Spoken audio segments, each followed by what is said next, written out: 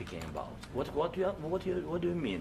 I'm talking about the kind of diplomacy that's going to end the destruction of your country. Yes, but if you Mr. President, with respect, I think it's disrespectful for you to come into the Oval Office and try to litigate this in front of the American media. Right now, you guys are going around and forcing conscripts to the front lines because you have manpower problems. You should be thanking the President for trying to bring an end to this conflict. Have you ever been to Ukraine that you say what problems we have?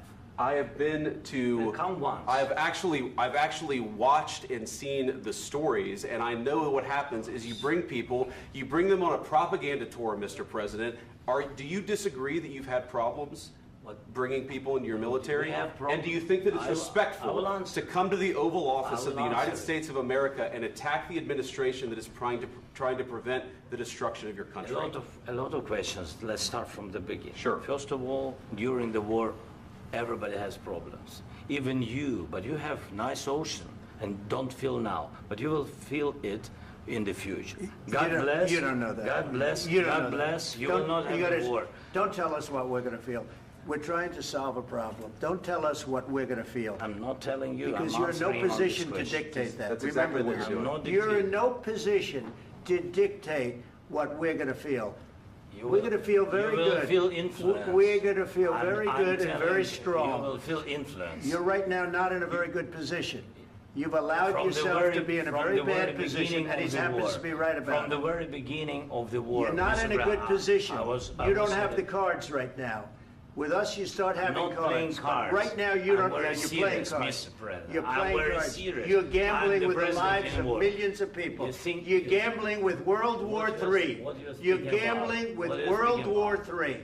And what you're doing is very disrespectful to the country, this country. That's back to you. Far more than a lot of people said they should have. Have you said thank you once? This a lot entire of meeting? times. No, in this entire meeting, have you said thank you? Even today. You went to Pennsylvania and campaigned for the opposition in October. Offer some words of appreciation for the United States of America and the president who's trying to save your country. Please, you think that if you will speak very loudly about the war, you can... He's not speaking loudly. He's not speaking loudly. Your country is in big trouble. Can I answer? Wait a minute. No. You've done a lot of talking. Your country is in big trouble. I know. You're not winning. You're not winning this.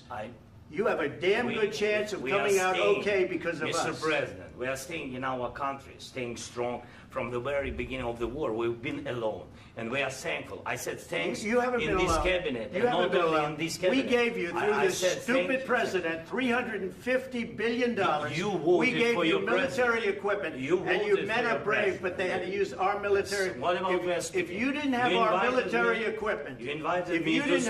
military equipment, this war would have been over in 2 weeks. In 3 days, I heard it from Putin. In 3 days, this is something maybe new. Less. In 2 weeks, of course, yes. It's going to be a very hard thing to do business like this. Again, I tell you. Just say thank you. I said a lot of times to American people. Este mes de febrero, bájate la aplicación kiwi.com y consigue un código promocional de 20 euros.